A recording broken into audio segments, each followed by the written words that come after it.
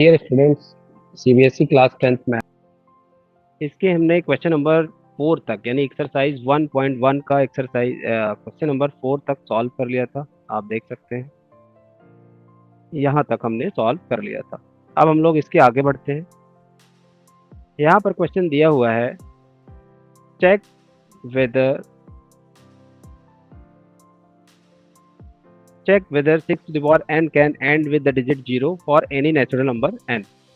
यानी ये कहना चाह रहे हैं कि अगर हम 6 की डिफरेंट पावर्स को रखें, जैसे 6 की पावर 1 रखेंगे तो 6 आएगा, 6 टू द पावर 2 रखेंगे तो 6 इंटू 6 दैट इज 36 आएगा, फिर 6 टू द पावर 3 रखेंगे तो ये 6 इंटू 6 इंटू 6 दैट इज 216 आएगा। यानी कि क्या कोई ऐसा नंबर होगा जिस पर इसका जो एंड डिजिट होगा वो 0 आएगा? तो इसका आंसर आपको ऐसे नहीं देना है कि चेक करके आप बताएंगे। इसके लिए आपको स्टार्ट क्या करना है, what you will write in your examination. तो आप यहाँ से स्टार्ट करेंगे, for a number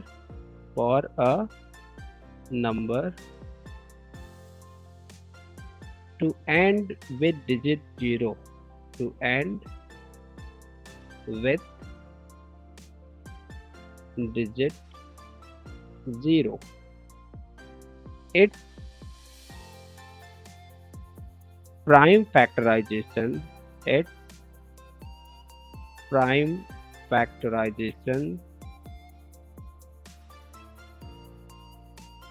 must contain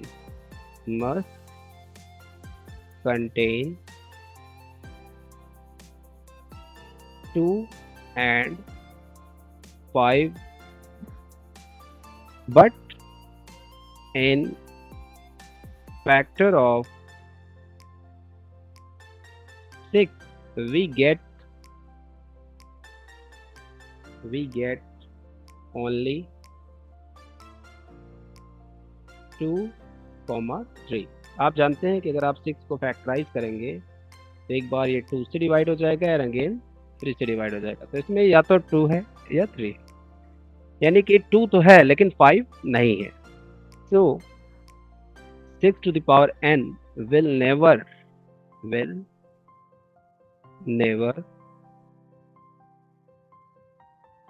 end with digit 0। इस तरह से आपको एग्जाम में लिख कर आना है। एक बार मैं फिर से रिपीट कर देता हूँ। ये तो आपकी समझने वाली बात हो गई कि जब तक एक 2 और एक 5 नहीं आएगा तब तक 10 नहीं आएगा, और 10 का किसी भी नंबर के साथ अगर आप मल्टीप्लाई कर देते हैं तो वो हमेशा लास्ट में ये 0 रहेगा ही रहेगा। सपोज दैट अगर 2 टाइम्स आ जाता है, 5 भी 2 टाइम्स आ जाता है, तो भी यहाँ पर आप देखेंगे कि एक 10 और ये दूसरा 10 यानी 100 आ जाएगा, तो भी लास्ट में 0 आ जाएगा। मतलब एटलीस्ट एक 2 और एक 5 का आना जरूरी है। इसीलिए आपको ये स्टेटमेंट देना एग्जाम में बहुत जरूरी है कि for a number to end with digit 0 its prime factorization must contain 2 and 5। But अब जो भी नंबर दिया हो, आप देखिए कि यहाँ 6 to the power n दिया है, तो आप यहाँ पर लेंगे कि but in the factor of 6 we get only 2 and 3। जो भी हो आप उसको लिख लीजिए और आप देखिए कि उसमें 2 और 5 दोनों नहीं आ रहे हैं, तो आप क्या बोलेंगे, so the given number will never and with digit 0। तो बस इतना ही आपको एग्जाम में लिख कर आना है। आई होप आपको ये समझ में आ गया होगा। चलते हैं लोग नेक्स्ट क्वेश्चन की तरफ। अब हमारा नेक्स्ट क्वेश्चन है क्वेश्चन नंबर 6।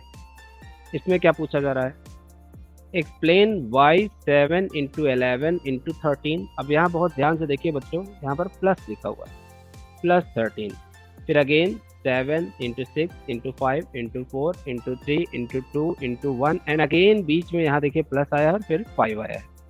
यानी कि कोई भी आप देखेंगे कि एक ऐसा सेट ऑफ नंबर्स होगा जिसमें कई नंबर्स मल्टीप्लाई में होंगे, फिर बीच में प्लस का साइन आएगा और फिर इनमें से कोई ना कोई एक common number as a plus आपको दिया रहेगा। तो इस टाइप के क्वेश्चंस को ये आपसे कह रहे हैं कि आपको इस बात को एक्सप्लेन करना है कि ये दोनों नंबर, यानी कि एक तो ये पूरा और एक ये पूरा सेट, ये एक कंपोजिट नंबर है, इसको आपको प्रूव करना है। तो चलिए इसको प्रूव करने के लिए क्या करेंगे, हम इसको पहले जो कॉमन है वो कॉमन ले लेंगे। 7 × 11 × 13 प्लस 13 इज इक्वल टू, आप 13 कॉमन ले लीजिए, मतलब यहाँ से यहाँ तक में 13 और एक यहाँ 13। तो 13 कॉमन लेने लेने के बाद आप देखेंगे कि 7 और 11 बचा हुआ है। तो 11 7 जा 77, और प्लस यहाँ पर जो 13 अकेला था, यहाँ पर कुछ नहीं तो 1 बचा हुआ है। अब आप इसे क्या देख सकते हैं कि आप इसे 13 × 78 लिख सकते हैं। और आप देख सकते हैं कि कोई भी नंबर प्राइम तभी होता है जब वो 1 और इटसेल्फ इससे ही केवल डिवाइड होता है, यानी कि उसके जो फैक्टर्स होते हैं वो केवल 2 ही होते हैं, 1 and itself. But here we get 2 factors other than 1, यानी 1 को छोड़ करके यहाँ पर 2 फैक्टर हमको ऑलरेडी मिल चुके हैं, और अगर मैं इसको और एक्सपेंड करूँ तो और बहुत सारे फैक्टर्स मिलेंगे other than 1। so given number is composite। एक बार फिर से देख लेते हैं। 7 × 11 × 13 प्लस 13 में हमने 13 कॉमन लिया, यहाँ पर 7 × 11 है 77 हो जाएगा, और ये 13 कॉमन हम ले चुके हैं तो उसकी जगह 1 था, तो यानी 77 यहाँ रहेगा, और इस 13 को पूरा ही हमने कॉमन लिया है तो यहाँ पर 1 बचेगा।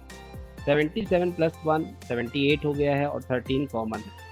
तो आप देख सकते हैं कि ये प्रोडक्ट है। जैसे मैं आपको एग्जांपल के लिए बताऊं कि अगर मान लीजिए 6 है, 6 एक कंपोजिट नंबर है। क्यों कंपोजिट नंबर है?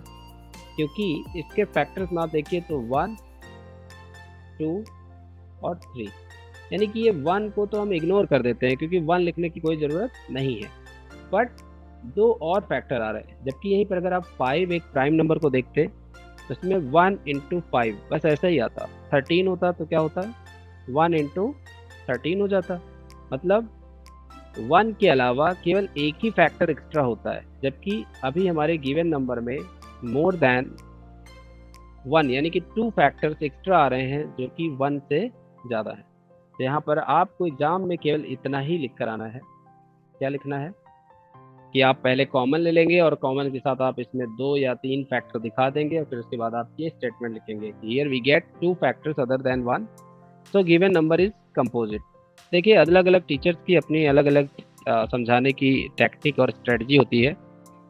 वो हो सकता है कि इस स्टेटमेंट को कुछ और तरीके से कराएं, तो घबराने की बात नहीं है, उनका तरीका भी बिल्कुल सही हो सकता है। बस ज़रूरत है आपको चेक करने की कि जो वो आपको समझा रहे हैं वो सही है या नहीं है। बस आप देखिए कि ऐसा ही कुछ मिलता जुलता होना चाहिए। चलिए अब इसी का जो सेकंड पार्ट है इसको भी हम देखते हैं। सिमिलरली ये भी हो जाएगा। तो ये कैसे होगा, 7 × 6 × 5 × 4 × 3 × 2 × 1 प्लस 5। आप यहाँ पर क्या देख पा रहे हैं कि 5 यहाँ भी है और यहाँ पर भी है, तो 5 को आप कॉमन ले लीजिए। ब्रैकेट के अंदर 7 × 6 × 4 × 3 × 2 और प्लस 1। इस तरह से ये क्या आ गया है हमारे पास 5 और ब्रैकेट में 7 6 जा 42 और इनटू ये देखिए 4 3 जा 12 और 12 2 जा 24। तो इस तरह से ये एज अ कुछ प्रोडक्ट आ गया है। तो आप चाहें तो यहाँ से भी इसको छोड़ सकते हैं, बाकी आप मल्टीप्लाई करके अगर देखना ही चाहते हैं तो आप इसको मल्टीप्लाई करके पहले लिख लीजिए। अदरवाइज यहीं से हम देख पा रहे हैं कि इसके मोर देन 2 फैक्टर्स आ चुके हैं। अब आप मल्टीप्लाई कर चुके होंगे तो क्या रिजल्ट आ रहा है हमारे पास, ये फाइनली आ जाएगा आपका। अच्छा हाँ, साथ ही साथ यहाँ पर एक +1 भी चल रहा है। तो 5 ब्रैकेट के अंदर आपको क्या मिलेगा 1008 आ जाएगा ये मल्टीप्लाई और +1 तो इस तरह से आपको मिल रहा है 5 × 1009। अब हमारा वही statement, since it has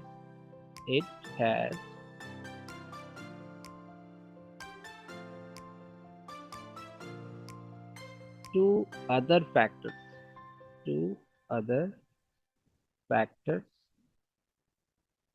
than one।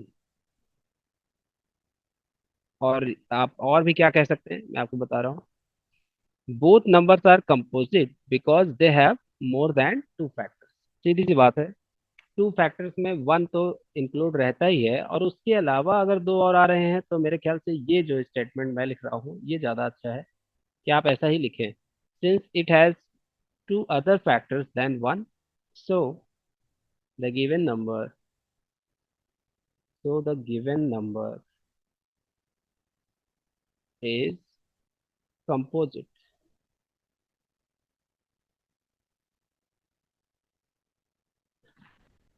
समझ में आ गया बच्चों? आई होप आपको ये सारी बात समझ में आ गई होगी। चलते हैं हम लोग नेक्स्ट क्वेश्चन की तरफ। There is a circular path around a sport field. एक सर्कुलर पाथ है इसके स्पोर्ट फील्ड के, यानी कि एक सर्कल हम यहाँ पर देख पा रहे हैं कि इस सर्कुलर पाथ के around Sonia takes 18 minutes to drive 1 round of the field. यहाँ पे देखिए ड्राइव लिखा है, इसका मतलब कि हो सकता है वो कोई साइकिल या बाइसिकल या कोई भी व्हीकल से जा रही है। सपोज दैट वो ए से चलती है और एक राउंड कंप्लीट करने में इसको कितना टाइम लग जाता है, 18 मिनट। ठीक है। इसी तरह while Ravi takes 12 minutes for the same. अब जो रवि है वो भी यही ए से ही स्टार्ट करता है और उसको एक राउंड कंप्लीट करने में कितना टाइम लग जाता है, 12 मिनट। इसका मतलब है कि यहाँ पर जो सोनिया है उसकी स्पीड ज्यादा है। Suppose they both start at the same point. जैसा कि मैंने मान रखा है कि ए से दोनों स्टार्ट करते हैं एट द सेम टाइम, एक ही समय पर, and go in the same direction. यानी कि ऐसा नहीं कि एक इधर दौड़ना शुरू करता है तो दूसरा उधर, दोनों एक ही डायरेक्शन में रन करते हैं या ड्राइव करते हैं। After how many minutes will they meet again at the starting point. देखो बच्चों, ऐसे जितने भी क्वेश्चन आते हैं जिसमें इस तरह का ही कुछ सिचुएशन बनती हो कि कुछ अलार्म क्लॉक हैं जो कोई 5 मिनट पे बजता है, कोई 10 मिनट पे बजता है, कोई 15 मिनट पे बजता है, अगर एक साथ उन सबको अलार्म्स को बजा कर छोड़ दिया जाए तो कितने मिनट बाद वो फिर से एक साथ बजेंगे। या ये जो पार्ट का एक क्वेश्चन है, तो ऐसे क्वेश्चंस में आपको निकालना होता है एलसीएम। तो हम यहाँ पर एक सिंपली एक स्टेटमेंट देंगे और फिर एलसीएम निकाल लेंगे। हम क्या करेंगे, to get the time to get the time when they will meet again when they will meet again will be the LCM of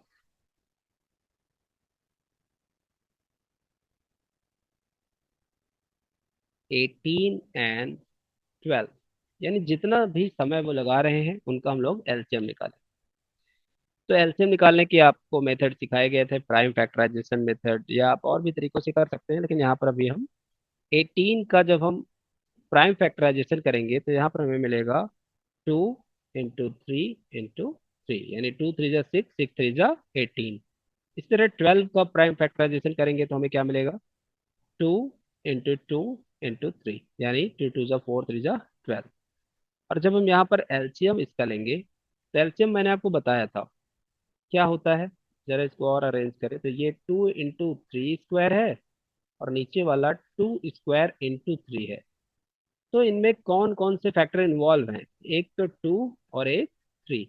अब आप देखिए कि ज्यादा बार जिसमें भी है वहां से आप उस नंबर को पिक कर लेंगे। जैसे यहाँ 2 की पावर 2 मैक्सिमम टाइम्स है तो वो ले लीजिए, और इस वाले में 3 की पावर 2 मैक्सिमम है, तो उसे ले लीजिए और यही आपका एलसीएम हो जाएगा, यानी कि 4 into 9, दैट इज 36 मिनट। यानी कि दोनों 36 मिनट के बाद दोबारा मिलेंगे। तो आप इस चीज को और अच्छा बनाने के लिए आप स्टेटमेंट लास्ट में लिख सकते हैं कि they will meet again at the starting point after 36 minute. I hope आपको ये वाला क्वेश्चन भी आसानी से समझ में आ गया होगा। और बस इसी क्वेश्चन के साथ आपकी जो नई बुक है उसके अकॉर्डिंग एक्सरसाइज 1.1 कंप्लीट हो चुकी है। अब आइए हम लोग लगातार बिना टाइम वेस्ट किए हुए आ जाते हैं एक्सरसाइज 1.2 पर। और आप यहाँ पर देख पा रहे हैं कि जो एक्सरसाइज 1.2 है ये इरेशनैलिटी के प्रूफ पर बेस्ड है। ये हमेशा से क्वेश्चन आता रहा है, prove that root 2 is irrational, prove that root 3 is irrational, root prove that root 5 is irrational. और ये तीनों के तीनों प्रूफ एक जैसे ही हैं, इनमें कोई बहुत अलग चेंज नहीं है, बस नंबर्स बदल रहे हैं, तरीका वही रहता है।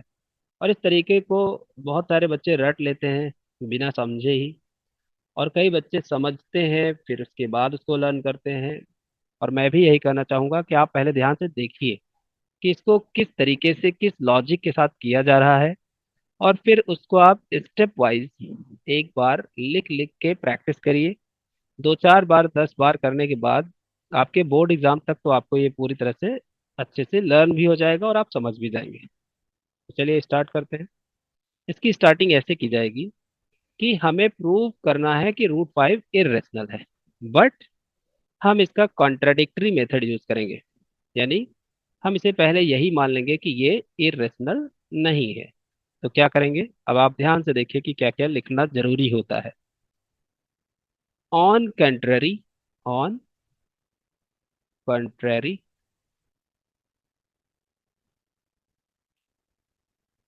let us let us assume that assume that root 5 is rational. हमने क्या मान लिया कि रूट 5 जो है वो क्या है, रेशनल नंबर है। सो वी कैन राइट, अब हम इसको क्या लिख सकते हैं, अगर कोई नंबर रेशनल होता है तो उसे हम किस तरीके से लिख सकते हैं। So we can write root 5 is equal to, कुछ लोग ए बाई बी लिखते हैं, कुछ लोग पी बाई क्यू लिखते हैं, तो आप ए बाई बी लिखिए या पी बाई क्यू लिखिए। बस आप यहाँ पर एक चीज मेंशन कर दीजिए, वेयर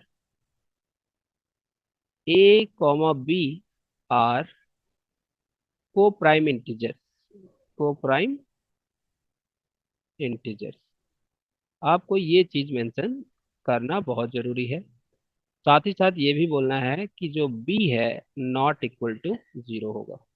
ठीक है, या आप यहाँ पर एक और वर्ड यूज कर सकते हैं कि where a comma b are non zero coprime integers, but ये भी ठीक है।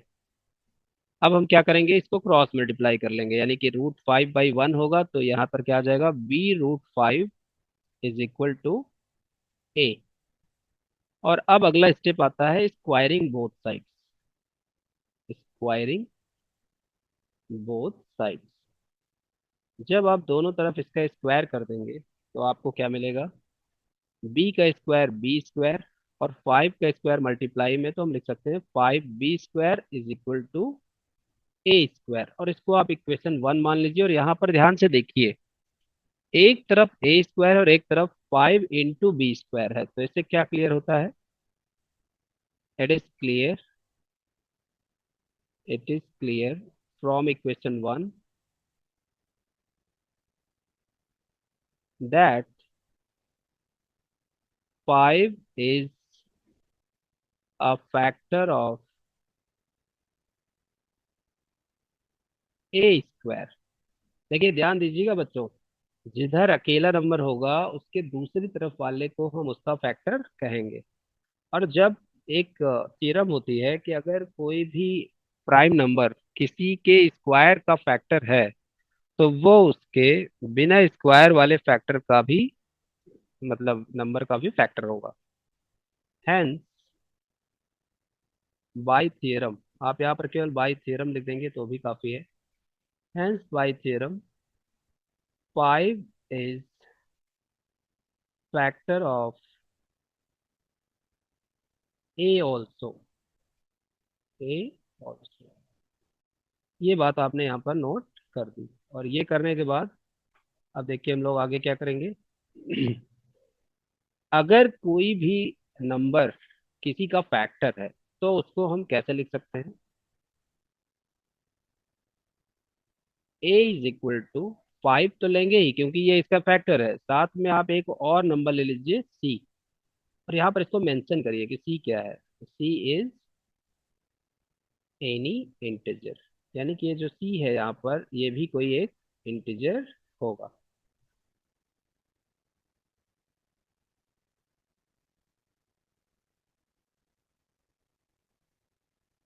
अब सी भी कोई इंटीजर है तो अब इस वैल्यू को हम इक्वेशन नंबर 1 में पुट करेंगे।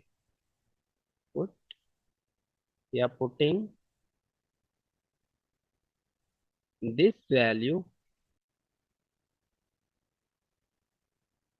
इन इक्वेशन 1। एक बार मैं थोड़ा इसको रिसाइज कर लेता हूँ क्योंकि ये पूरे पेज में आ नहीं पाएगा। 1 सेकेंड। इज इक्वल टू ए की जगह हम लोग क्या रखने वाले हैं 5c, और 5c का क्या करेंगे स्क्वायर। जैसे ही 5c का स्क्वायर करेंगे ये हमें मिल जाएगा 25c स्क्वायर। और ये जो 5b स्क्वायर के साथ मल्टीप्लाई है इसको जब दूसरी तरफ आप भेजेंगे डिवाइड में तो ये 25/5c स्क्वायर आ जाएगा, यानी कि ये बचेगा 5c स्क्वायर। इसको आप इक्वेशन नंबर 2 मान लीजिए। अब आप मुझे बताइए कि जब आपने इक्वेशन 1 में देखा था तो ए स्क्वायर के दूसरी तरफ क्या था 5b स्क्वायर, और अब आप देख रहे हैं कि बी स्क्वायर के दूसरी तरफ क्या है 5c स्क्वायर। तो यहाँ से फिर से ये क्लियर होता है। Now it is clear from equation two, from equation two that that 5 is factor of b square. Hence 5 is factor of b square. हाँ बी स्क्वायर तो हो ही गया b, as 5 is common factor, common factor of a comma b. तो अब आप सोचिए हमने यहाँ पर क्या मानकर स्टार्ट किया था कि ए और बी को प्राइम इंटीजर्स हैं, बट यहाँ पर तो कंडीशन ऐसी आ गई कि 5 एक ऐसा नंबर निकल आया जो ए और बी दोनों का कॉमन फैक्टर है। तो सो these are not co-prime, these are not co-prime। और अगर ये co-prime नहीं है तो इसका मतलब जो हमने शुरू में ये एजम्पशन किया था ये क्या हो गया रॉन्ग हो गया। तो our assumption was wrong, our assumption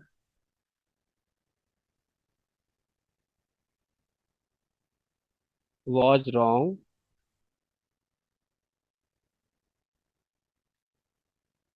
and √5 is irrational।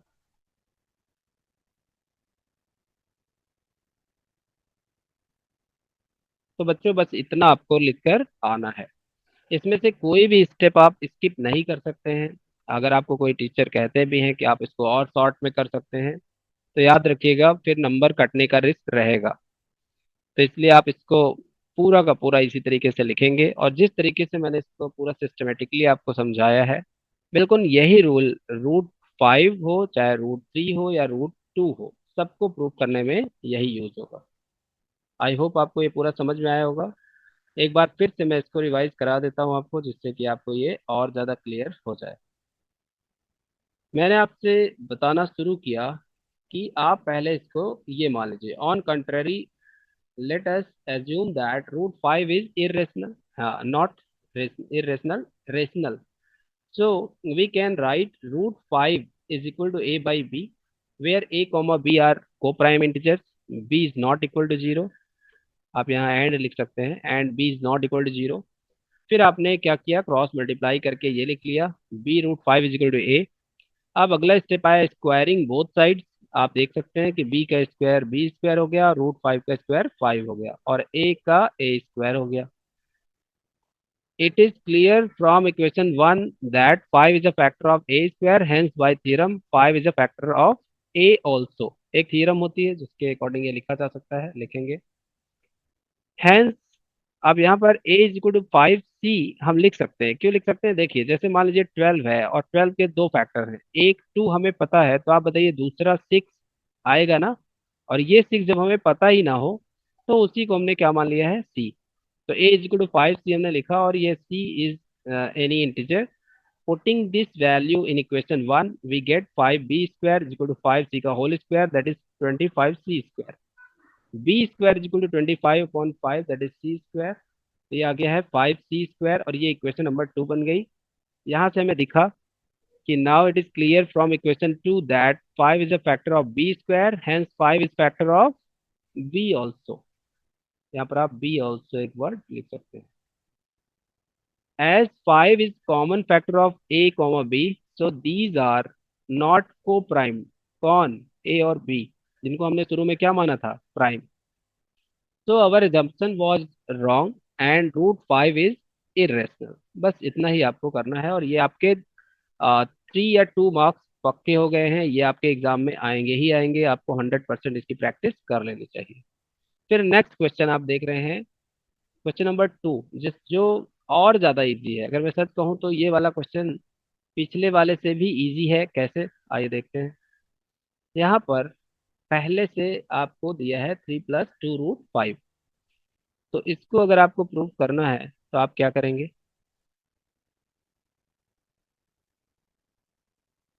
Late 3 + 2√5 is equal to a/b। देखिए, जब भी इरेशनैलिटी प्रूव करनी है तो आपको उसको a/b या p/q टाइप का लिखना ही होगा। अब ये आपने लिखा, और इसके बाद आपको फोकस ये करना है कि जो रूट वाला पार्ट है वो आपका लेफ्ट में रहना चाहिए, बाकी सारी चीजें आपको राइट में सेंड कर देनी है। तो ये जो आपका +3 है ये उधर जाके माइनस हो जाएगा, यानी 2√5 इज इक्वल टू a/b -3। और अब इसको आप सॉल्व करेंगे तो b एलसीएम आ गया, तो ये क्या आ जाएगा, a -3b, राइट। अब ये जो 2 मल्टीप्लाई में है, इसको भी हम दूसरी तरफ सेंड करेंगे तो डिवाइड में चला जाएगा, तो a -3b, और ये 2 को हम b के साथ मल्टीप्लाई कर लेंगे, 2b। अब आप देख सकते हैं कि जब ए बी, यहाँ पर ये जरूर लिखने मत भूलिएगा, a, b are coprime integer. इसकी तो प्रैक्टिस कर लीजिए आपकी, ये आपको लिखना ही लिखना है, को prime integer.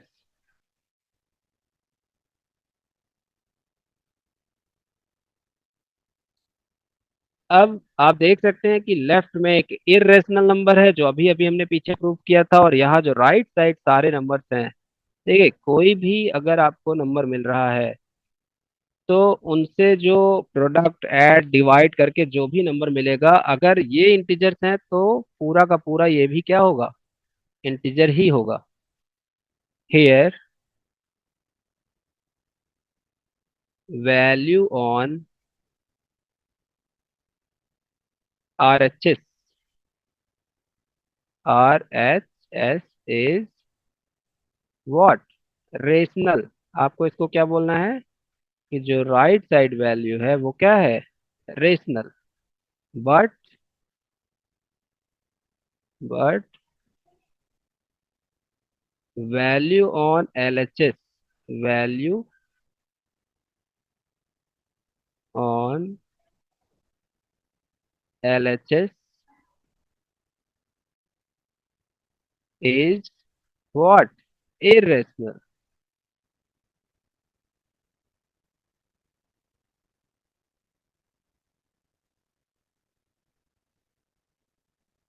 which is not possible। क्या ऐसा पॉसिबल हो सकता है कि लेफ्ट साइड कुछ अलग टाइप का नंबर है और राइट साइड अलग आ जाए?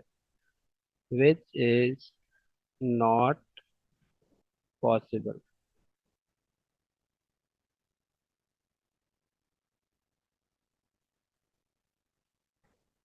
so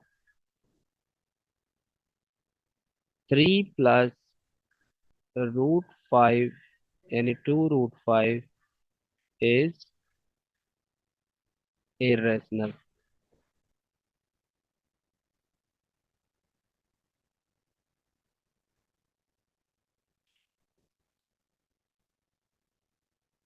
ठीक है बच्चों, मेरे ख्याल से आपको ये बात भी बहुत अच्छे से समझ में आ चुकी होगी।